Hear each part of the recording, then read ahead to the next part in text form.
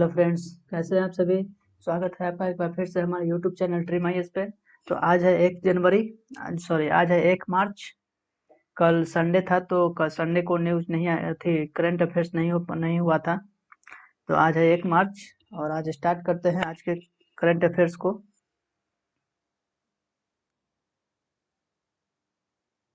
Video में last तक बने रहिएगा। अगर वीडियो अच्छा लगे तो लाइक और शेयर करिएगा। चलिए स्टार्ट करते हैं आज का पहला क्वेश्चन। दुनिया भर में बच्चों के प्रभाव पर जिसने अपनी पर्यावरणीय रिपोर्ट 2021 जारी की है, तो ये किसके द्वारा जारी किया गया है? तो ये जारी किया गया है pandemic children wealth health impact state of India के द्वारा। स्टेट ऑफ इंडिया की एक रिपोर्ट में ये बताया गया है कि भारत इसमें 117 नंबर पे है। ये children and welfare minister science centre for science and environment द्वारा जारी किया गया है। एनवायरनमेंट मंत्रालय द्वारा जारी किया गया है। विज्ञान और पर्यावरण विज्ञान और पर्यावरण के लिए केंद्र।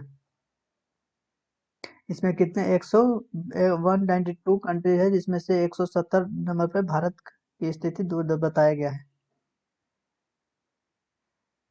ये स्टेट ऑफ इंडिया की एक रिपोर्ट है जिसमें भारत 117 नंबर पे है। सस्टेनेबल डेवलपमेंट के ऊपर सस्टेनेबल डेवलपमेंट को ध्यान में रखते हुए इसमें बताया गया है।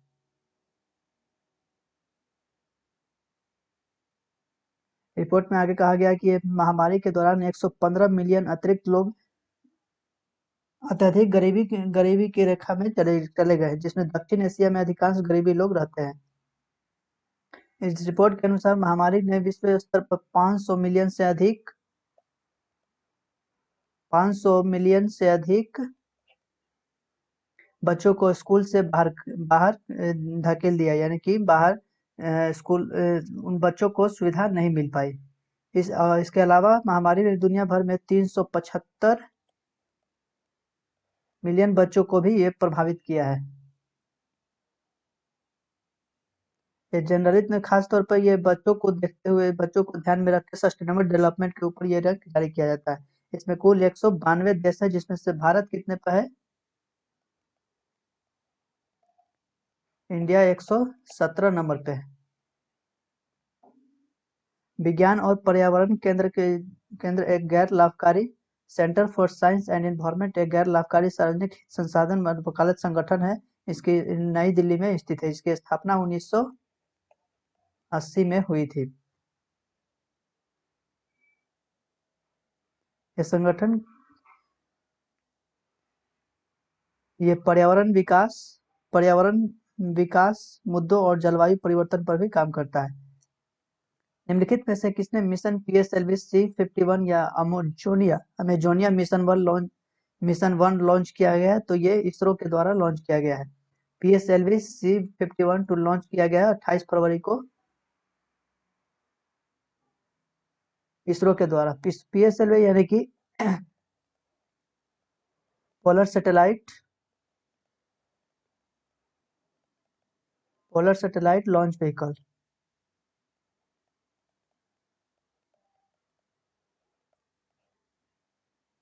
पोलर सैटेलाइट लॉन्च व्हीकल के द्वारा इसरो के द्वारा इस मिशन को भेजा गया। 27 फरवरी 2021 को इसकी शुरुआत हुई थी। अंतरिक्ष में कब पहुंचा? 28 फरवरी को। ये कहाँ से? आंध्र प्रदेश के श्रीहरिकोटा सतीश धवन अंतरिक्ष केंद्र से इसको लॉन्च किया गया है। ये इस बार का 53वां पोलर सैटेलाइट लॉन्च है। इसके अलावा इसरो वहां 19 सह यात्री उपग्रह को भी ले जाने के लिए बोला है। किसका? ये जापान का है। ये ब्राजील का है, जो इसरो के द्वारा भेजा गया है। अमेजोनिया के बारे में थोड़ा सा बात कर लेते हैं। इसके अमेजोनिया राष्ट्रीय अंतरिक्ष अनुसंधान संस्थान ये ब्राजील द्वारा भेजा जाता है। ये इसमें ऑप्टिकल पृथ्वी अवलोकन उपग्रह है। ये ब्राजील के अमेजोनिया क्षेत्र में वनों की कटाई निगरानी के लिए एक रिमोट सेंसिंग डेटा भी साझा करेगा। इसका काम क्या रहेगा? ब्राजील में के अमेजन क्षेत्र में जो वनों की निगरानी और रिपोर्ट सेसिंग पर एक डेटा जारी करेगा। हाल ही में आयोजित G20 सेंट्रल बैंक गवर्नर्स की बैठक में भारत की ओर से किसने भाग लिया है? तो भारत की ओर से फाइनेंस मिनिस्टर निर्मला सीतारमण ने इस वर्चुअल G20 सम्मेलन को में भाग लिया है।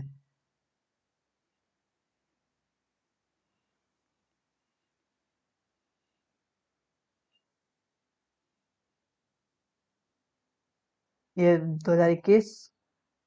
26 फरवरी 2021 को G20 सेंट्रल गवर्नर्स की बैठक में भाग लिया। यह पहली बार G20 बैठक में थी जो यह पहली बार G20 सेंट्रल बैंक गवर्नर्स की बैठक थी।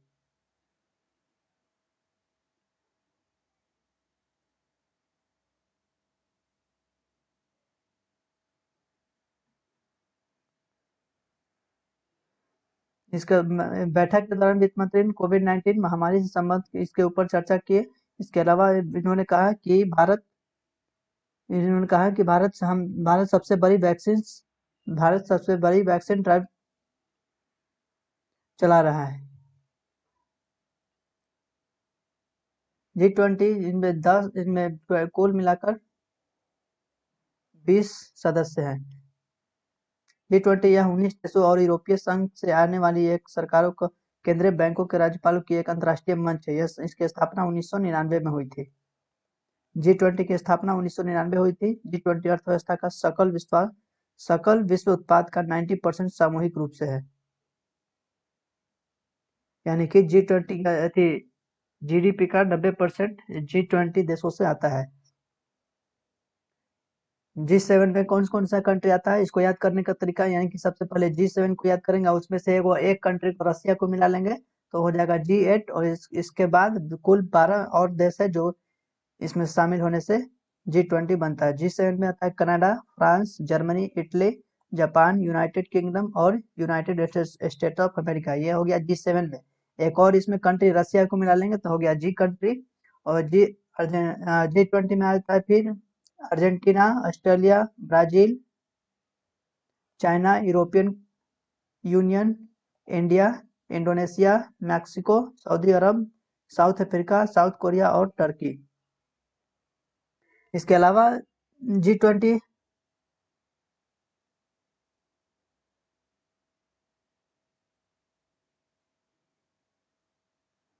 G20 जो है ना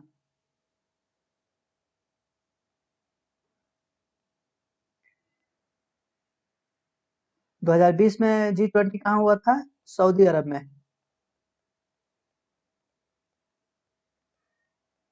सऊदी अरब वही 21 में इटली में होगा और 2022 भारत में होगा। यहाँ लिख देते हैं भारत में कब होगा? 2022 में। तो ये याद रखेंगे। 2020 में इटली में हुआ था, 2020 में हुआ था सऊदी अरब में, 21 में होगा इटली में, 2022 में होगा भारत में। सोरोविक वैश्विक ऊर्जा और पर्यावरण नेतृत्व पुरस्कार किसे दिया गया? तो ये नरेंद्र मोदी को दिया गया है।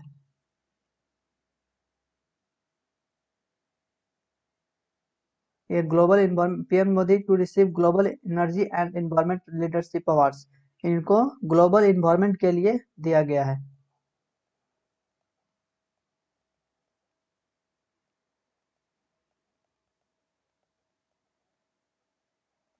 ग्लोबल एनवायरमेंट के लिए इन्हें सोरोविक वैश्विक ऊर्जा नेतृत्व प्रदान किया गया है। क्रेविक सोरोविक global energy and environment leadership award दिया गया है। ये प्रधानमंत्री सोरोविक सम्मेलन 2021 के मुख्य इन्होंने भाषण दिया 2021 में इन्होंने।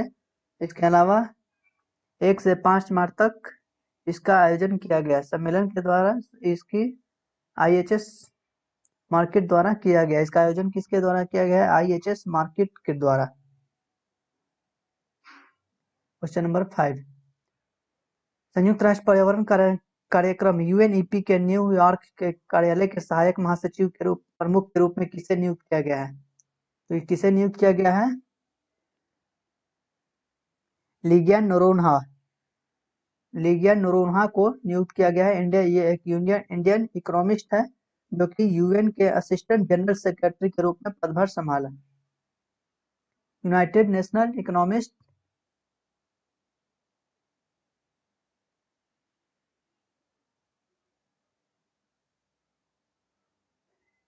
यूनाइटेड नेशन इन्वायरमेंट प्रोग्राम जिसके कार्य जिसके महासचिव और प्रमुख के रूप में इनको नियुक्त किया गया है।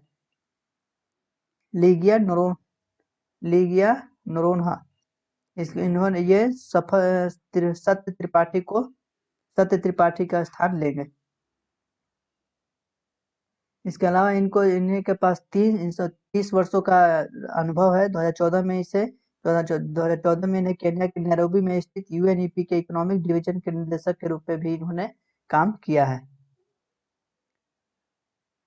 यूएनईपी की स्थापना 5 जून 1972 को हुई थी। इसके मुख्यालय कहाँ है? Nairobi Kenya. इसका कार्यकारी संगठन इंगर एंडरसन है। इसका मूल संगठन है संयुक्त राष्ट्र। 26 फरवरी 2021 को किस राज्य के मुख्यमंत्री ने नम्मा कार्गो सेवाओं की शुरुआत की है? तो किसके द्वारा किया गया है? कर्नाटक के द्वारा। कर्नाटक के सीएम के द्वारा ये किया गया है।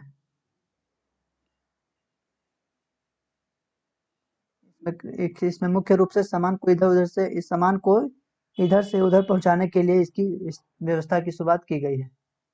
मुख्यमंत्री बीएस येदियुरप्पा के द्वारा 26 फरवरी 2021 को नम्मा कार्गो सेवाओं की शुरुआत की गई। इसका शुभारंभ विधानसौधा के द्वारा किया गया। कार्गो सेवाओं को कर्नाटक 109 बस स्टेशनों पर लागू किया जाएगा।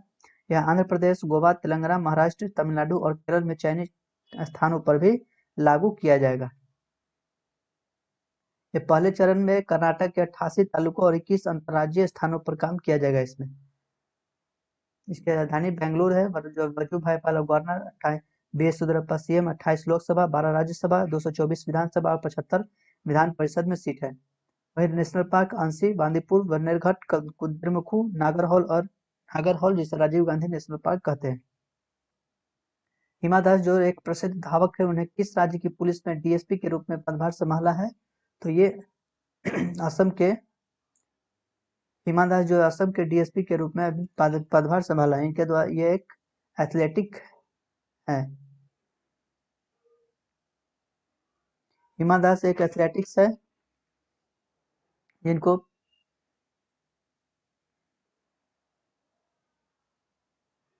डीएसपी संभाल दिया गया है। Assistant deputy superintendent police. Deputy superintendent police ये असम के मुख्यमंत्री सर्बानंद सोनोवाल की मौजूदगी में इनको शामिल किया गया है। इसके अलावा ये रजत पदक विजेता और जूनियर विश्व चैंपियंस भी रह चुकी है। इन्होंने कहा है कि वो अपने खेल जारी रखेंगे। 2018 में विश्व जूनियर 400 मीटर की चैंपियंस भी रह चुकी है। इसके अलावा एनआईएस पटियाला में प्रशिक्षण ले रहा है। इनको इनके द्वारा कहा गया है कि आगामी जो टोक्यो में ओलंपिक होने वाला है उनमें क्वालिफाई करने का इनका लक्ष्य है। असम की राजधानी है दिसपुर। जगदीश मुखी गवर्नर है सर्बानंद सोनोवाल। मुख्यमंत्री है। 14 लोकसभा, 7 राज्यसभा और विधानसभा में 126 सीट है। राष्ट्रीय उद्यान डिब्रू साइखोवा, काजीरंगा, मानस, नामेरी और ओरंग यहाँ की नेशनल पार्क है। Question number 8। हाल ही में पद्मश्री विष्णु नारायण नंबूतिरी का निधन हो गया। वह किससे संबंधित है? तो ये एक प्रसिद्ध पोएट थे। ये प्रसिद्ध पोएट थे, कवि थे, जिन्हें पद्मश्री से भी सम्मानित किया जा चुका है। 2014 में इन्हें पद्मश्री से सम्मानित किया गया है। ये केरल के साहित्य अकादमी पुरस्कार और केंद्र साहित्य अकादमी फेलोशिप वल्लथोल पुरस्कार और कुजल पुरस्कार और मातृभूमि साहित्य पुरस्कार के भी इन्होंने जीता है। ये भाषा और वेदों के विख्यात विद्वान होने के साथ साथ एक वक्ता भी थे। OLX ग्रुप नियुक्त करता है जो कि निम्न में से OLX ऑटो के वैश्विक CEO के रूप में किसे नियुक्त किया गया है? तो ये गौतम ठाकुर को नियुक्त किया गया है। गौतम ठाकुर को नियुक्त किया गया है OLX ऑटो के वैश्विक CEO के रूप में। ये कार की बिक्री के लिए इनको नामित किया गया है। एशिया, अफ्रीका, लाइफ टाइम और संयुक्त राज्य अमेरिका में 4000 से अधिक कर्मचारियों के कार्यकाल के साथ एक विश्वव्यापी संगठन का नेतृत्व करेंगे। 15 मार्च 2021 को नियुक्त करेंगे, नियुक्त करने की घोषणा की है, यानी कि 15 मार्च 2021 को ये अपने पदभार संभालेंगे। OLX एक सामान खरीद बिक्री का एक साइट है जो कि यहाँ पे पुराने सामानों को आप बेच सकते हैं आसानी से। इसकी स्थापना 2006 में हुई थी। इसका मुख्यालय है एम्स्टर्डम, नीदरलैंड में। CEO है मार्टिन सेफबोवर। संस्थापक है फेब्रिस ग्रिंडा और एलेक्स ओएनफ्रोड। क्वेश्चन नंबर 10, महिलाओं और लड़कियों के यौन और प्रजनन अधिकारों को बढ़ावा देने के लिए संयुक्त राष्ट्र सद्भावना एम्बेसडर किसे नियुक्त किया गया है? तो ये किसे नियुक्त किया गया है? ये एक रशियन है, सुपर मॉडल सुपरनोवा है।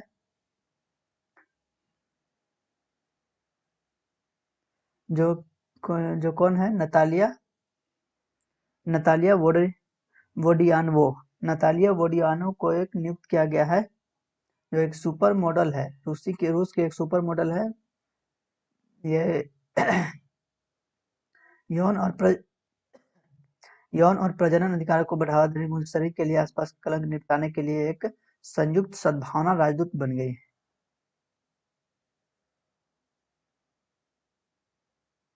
संयुक्त राष्ट्र की यौन और प्रजनन स्वास्थ्य एजेंसी कहती है, जिसे यूएनपीए कहा जाता है, यूएनएफपीए कहा जाता है। UNFPA United Nations population fund.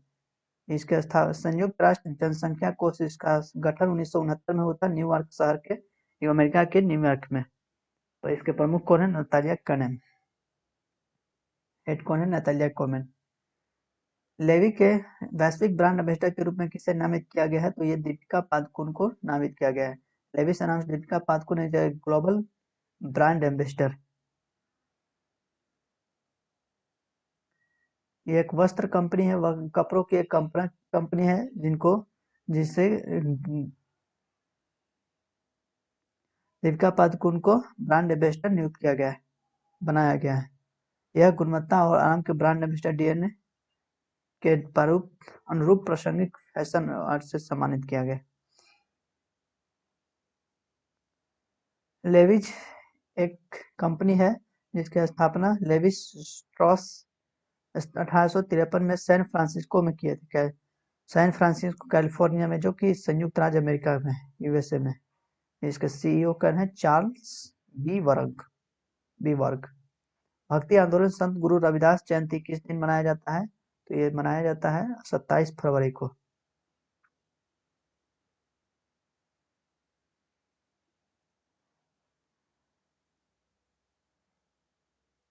ये देश भर में 27 फरवरी 2021 को भक्ति आंदोलन संत गुरु रविदास मनाई जाती है। ये भारत से जाति व्यवस्था,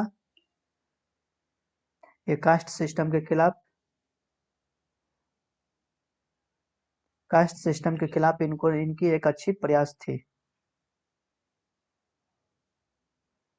रविदास एक भारतीय कवि संत थे जिनको 15वीं से 16वीं शताब्दी में रविदासिया धर्म की स्थापना की थी। उनका राजस्थान, उत्तर प्रदेश, महाराष्ट्र, गुजरात, मध्य प्रदेश, हरियाणा और पंजाब के क्षेत्र में एक गुरु के समान के रूप में देखा जाता है। वह एक समाज सुधारक और आध्यात्मिक संत भी थे। इनके अलावा ये एक भक्ति प्रवृत्ति है जो कि मध्ययुगीन हिंदू धर्म में फैलाती है। भारत में राष्ट्रीय विज्ञान दिवस किस दिन मनाया जाता है? तो राष्ट्रीय विज्ञान दिवस मनाया जाता है 28 फरवरी को, सीवी रमन के नेतृत्व में, सीवी रमन की याद में।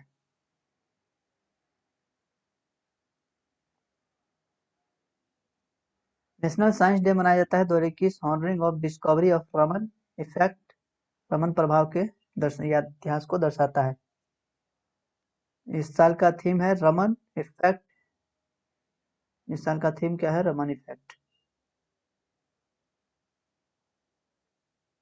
ये एक इंडियन रमन इफेक्ट बाय एक इंडियन फिजिशियन भौतिकी थे रमन, जिसने रमन प्रभाव की खोज के लिए इन्हें 28 फरवरी को राष्ट्रीय विज्ञान दिवस के रूप में मनाया जाता है। सीवी रमन के नेतृत्व में सीवी रमन 28 फरवरी 1928 को रमन प्रभाव प्रस्तुत किया था, जिनके लिए 1930 में उन्हें भौतिकी में नोबेल पुरस्कार भी दिया गया था।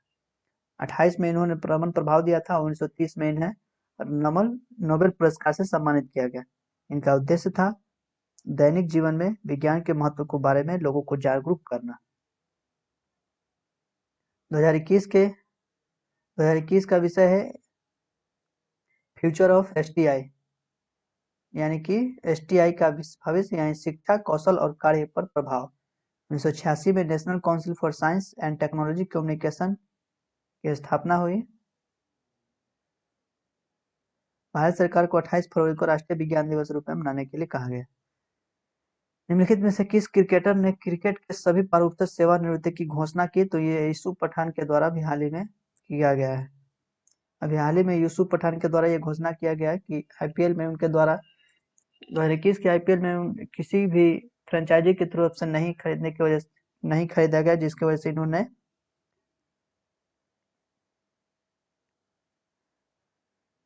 सभी क्रिकेट से प्रारूप से संन्यास ले लिया।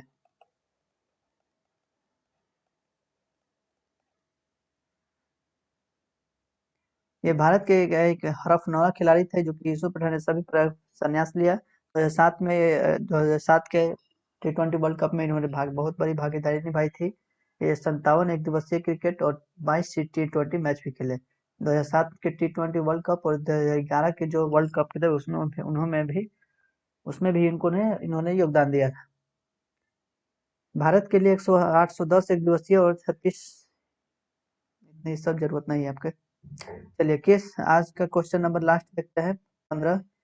किस ऑस्ट्रेलियाई शहर को 2032 ओलंपिक और पैरा ओलंपिक खेलों के लिए पसंदीदा बलिदाता के रूप में चुना गया है? तो ये ब्रिस्बेन को चुना गया है 2032 ओलंपिक गेम्स के लिए।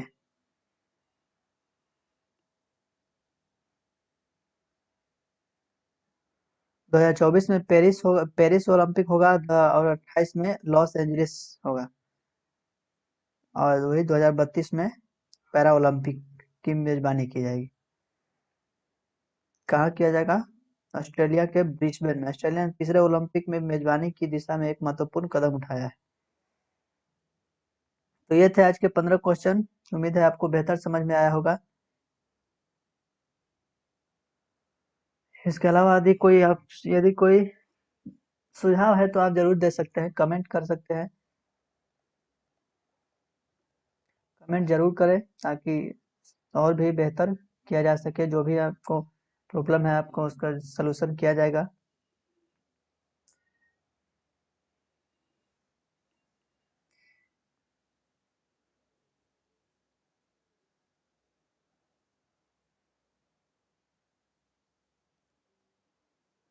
तो चलिए मिलते हैं नेक्स्ट वीडियो में।